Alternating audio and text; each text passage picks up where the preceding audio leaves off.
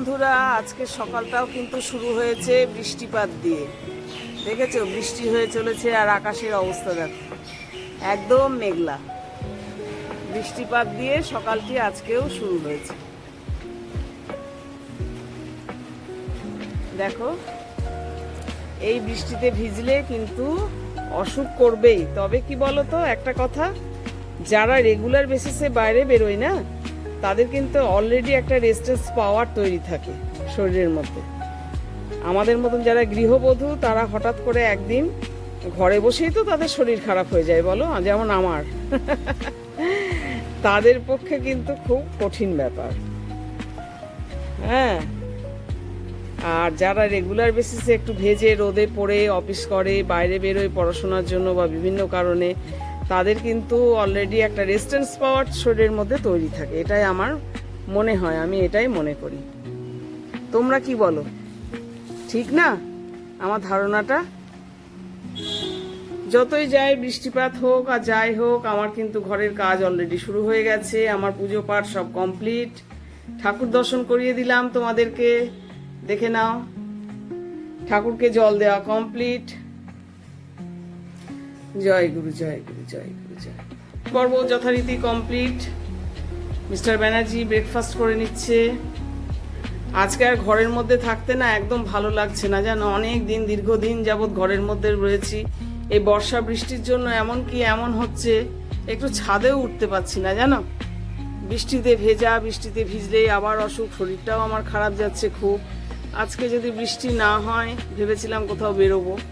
দেখা যাক কোথাও বেরোতে পারি কিনা, ইচ্ছে পূরণ হয় কিনা দেখা যাক। এবার রান্নাঘরে ঢুকি।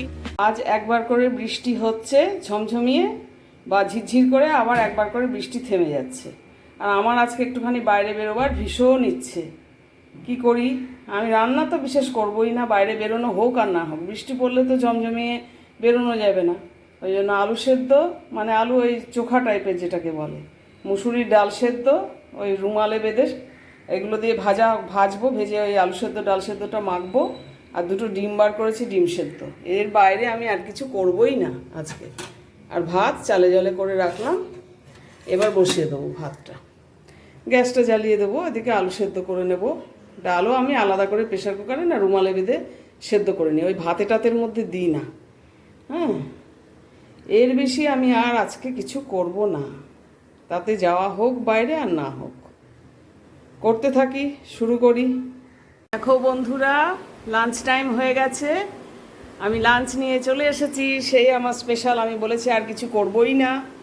এইটা হলো মুসুর ডাল সেদ্ধ, মেখে নিয়েছি। শুকনো লঙ্কা দিয়েছি, কাঁচা লঙ্কা দিয়েছি, পেঁয়াজ ভাজা এসব দিয়ে, রসুন ভাজা এসব দিয়ে, এটা আলু সেদ্ধ মাখা যেরকম দেখিয়েছিলাম। আর এই ডিম সেদ্ধ, এই ভাত, আর এই গরম করা ঘি। তোমাদেরকে তো এর আগেও বলেছি যে আমরা কাঁচা ঘি খুব একটা খাইনি, ছোটো থেকে খেয়ে অভ্যস্ত নই। মা বারণ করতো খেতে ভীষণ, বলতো ঘি নেওয়ার আগে একটু বাটিতে নিয়ে একটু গরম করে নেবে, গরম ঘি খাবে। তো অগত্যা সেটাই আজকে আমি আর কিচ্ছু করলাম না। বলেছিলাম করব না, তো করলামই না। ভালো লাগবে না খারাপ লাগবে তোমাদের জানিও তো, কার কার পছন্দ। আমাদের তো ভীষণ ভালো লাগে। হ্যাঁ, মাঝে মধ্যে ভালো লাগে।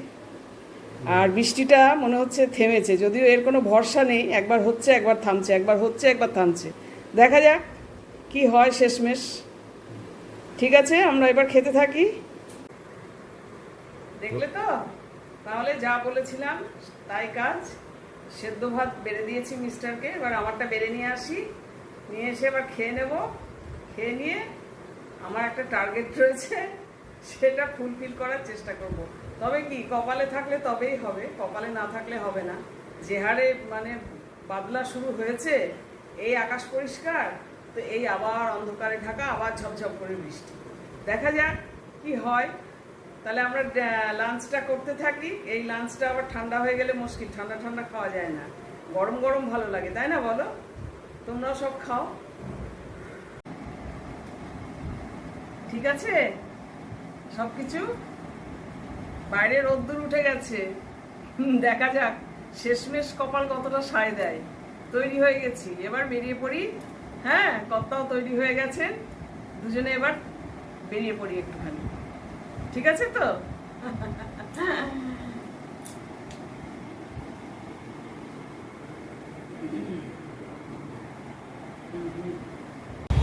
দেখো বন্ধুরা, অবশেষে আমরা পৌঁছে গেলাম, আমরা চলে এলাম আমাদের গন্তব্যস্থলে।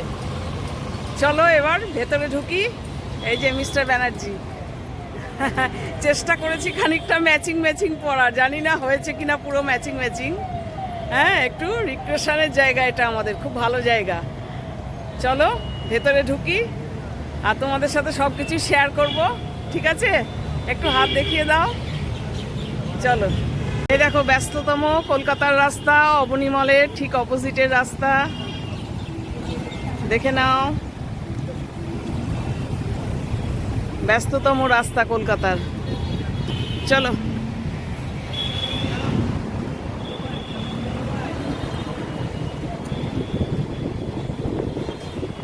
রোদ্দুর উঠেছে, দেখেছো বন্ধুরা কি সুন্দর। তারপর আমরা ভেতরে ঢুকে গেলাম।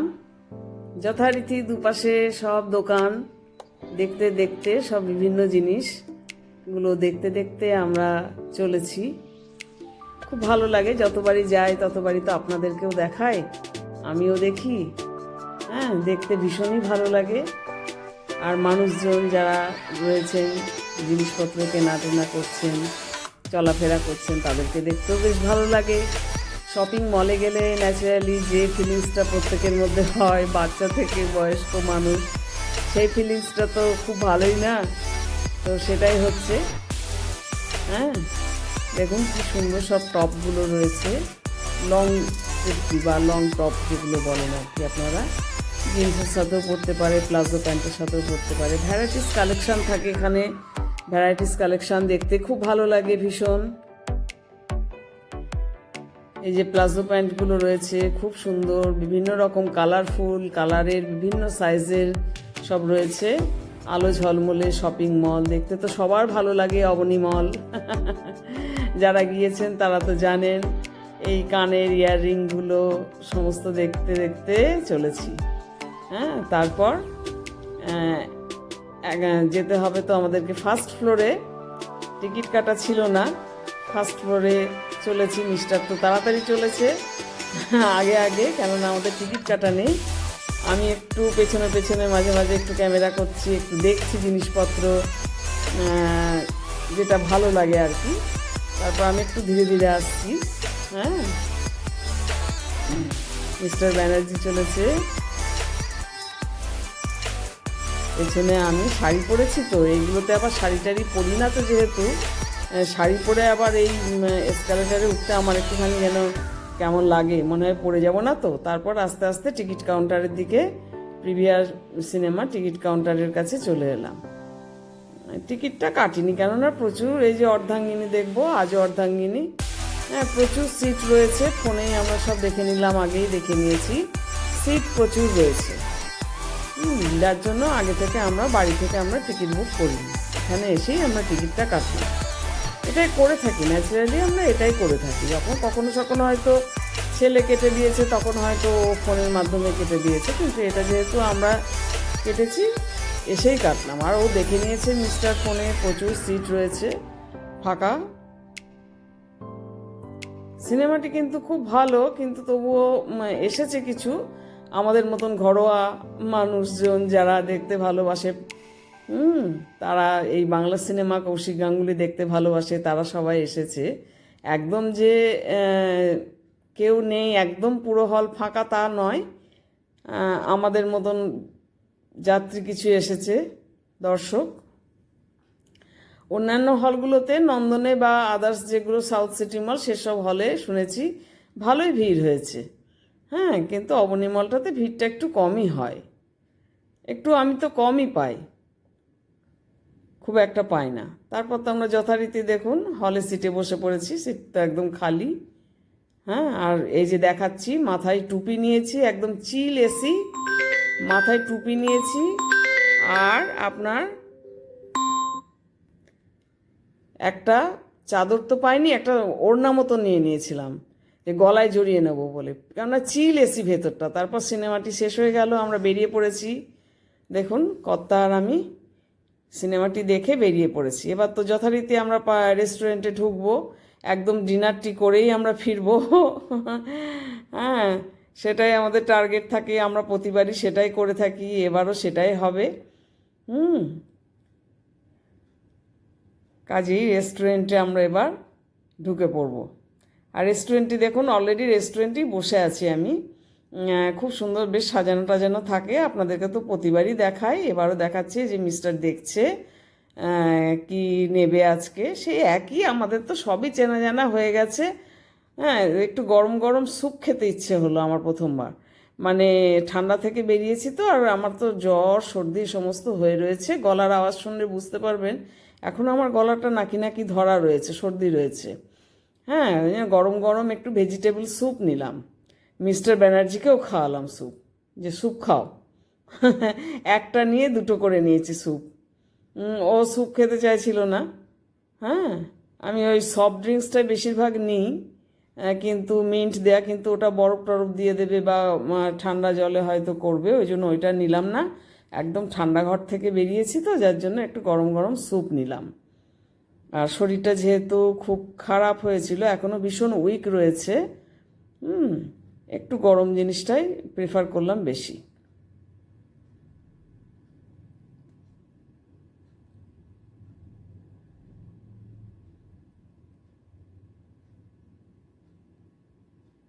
চিকেন দেওয়া সুইট কর্নটা নিইনি, এবার পিওর ভেজিটেবল স্যুপটাই খেলাম ওদের।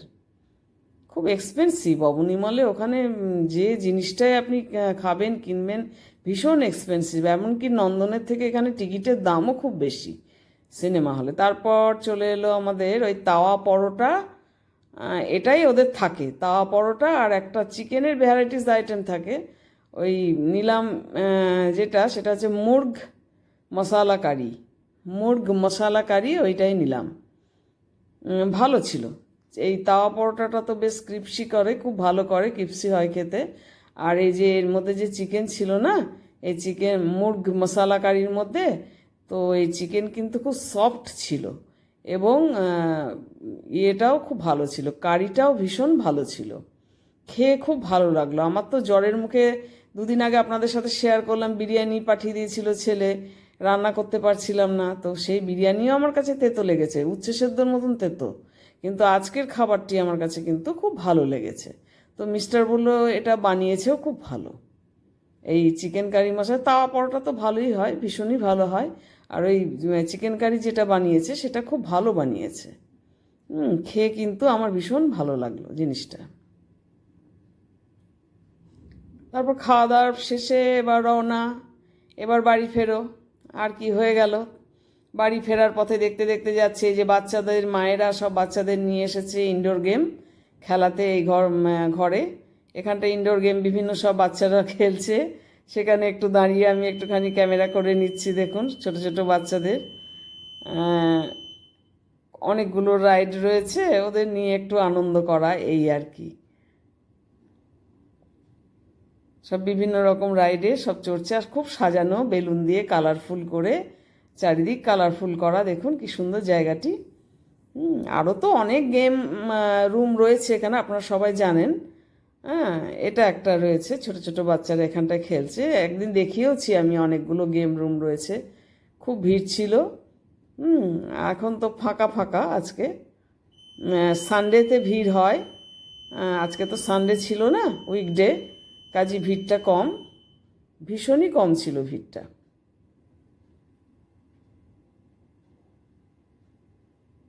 আপনাদের কেমন লাগছে জানাবেন একটুখানি কমেন্টে, তাহলে আমার খুব ভালো লাগবে। এই কেননা এই জিনিসগুলো দেখুন সবারই কিন্তু খুব দরকার। আজকাল পার্ক কোথায় পাওয়া যায়, সব জায়গাতে তো সবসময় পার্কে নিয়ে গিয়ে বাচ্চাদের খেলানো সম্ভব হয় না। হ্যাঁ, এটা সব ভ্যারাইটিস কিডস হাউস আর কি, কিডসদের বাচ্চাদের সব বিভিন্ন খেলার সরঞ্জাম, ছাতা, হ্যাঁ, ছোটো ছোটো একদম বেবি হওয়ার পর যে সবগুলো বিছানাপত্র। ডিনার কমপ্লিট করে ফেললাম বন্ধুরা, সিনেমাটি দেখে নিলাম। খুব ভালো একটি সিনেমা। যারা প্রথম পার্টটা দেখেছো তারা তো বুঝতেই পারছো, সেকেন্ড পার্টটা আরও মানে একটু টাচ করে যাওয়ার সিনেমা। হ্যাঁ, আর কৌশিক গাঙ্গুলি, চূর্ণী গাঙ্গুলির অভিনয় খুবই সুন্দর। চলো বাড়ি গিয়ে বলবো, এখানে সব আওয়াজ আসছে, সাউন্ড আসছে, মার্কেট না বাজার তো। চলো তাহলে শেষমেশ জাস্ট দরজা খুললাম, চলে এলাম একটু এনজয় করে।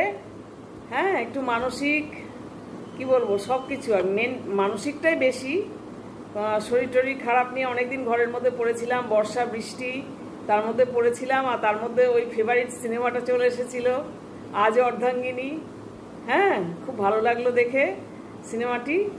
এবং প্রথম পর্যায়ে ফার্স্ট পার্ট যেটা দেখেছিলাম সেটা তো একরকমের, এটা সেকেন্ড পার্টে এটা আর এক রকমের পরিণতি হলো সিনেমাটার। আর এটা কিন্তু অসমাপ্ত থেকে গেল, শেষে লেখা ছিল অসমাপ্ত, মানে কৌশিক গাঙ্গুলি, চুনি গাঙ্গুলি ইনারাই তো করছেন মেনলি, আরেকটি পার্ট করবে। এই সিনেমাটি থার্ড পার্ট হবে, যা বোঝা গেল, অসমাপ্ত লেখা ছিল।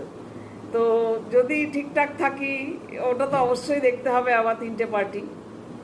আর চুনি গাঙ্গুলির অসাধারণ ব্যক্তিত্ব সম্পন্ন অভিনেত্রী, ভীষণ ভালো লাগে। হ্যাঁ, ভীষণ ভালো অভিনয় করেন উনি। তার সাথে তো জয়া আহসান বা আরও যারা রয়েছেন তাদের কথা তো বলারই নেই, যারা দেখেছেন তাদের সিনেমা। আমি অনেকগুলো দেখেছি জয়া আহসানের সিনেমা, এই কৌশিক গাঙ্গুলির সিনেমা আমি দেখেছি করোনার সময়ে। সেই সময় বাড়িতে বসে দেখেছি, আমার ছেলে ওগুলো ওই ফোন থেকে নিয়ে টিভিতে, আমি যেখানে কোয়ার্টারে ছিলাম, ছেলে ওয়ার্ক ফ্রম হোমে ছিল করোনার সময়, ও লাগিয়ে দিত সিনেমাগুলো। হামি ওয়া, হামি টু, অনেক ভালো ভালো সিনেমা দেখেছিলাম। তার মধ্যে এই কৌশিক গাঙ্গুলি, জয়া আহসানের সিনেমা, বেশ কিছু বাংলাদেশের সিনেমা দেখেছিলাম, খুব ভালো লেগেছিল। হ্যাঁ, তো অপেক্ষায় রইলাম আজকে সিনেমাটা আসার পর আবার থার্ড পার্ট কখন হবে। অসমাপ্ত লেখা দেখে তো খুব ভালো লেগেছে আমার। ঠিক আছে, তোমরা সবাই ভালো থেকো, সুস্থ থেকো, সাবধানে থেকো। আর বড় করছি না ব্লগটা। Tata, bye, good night.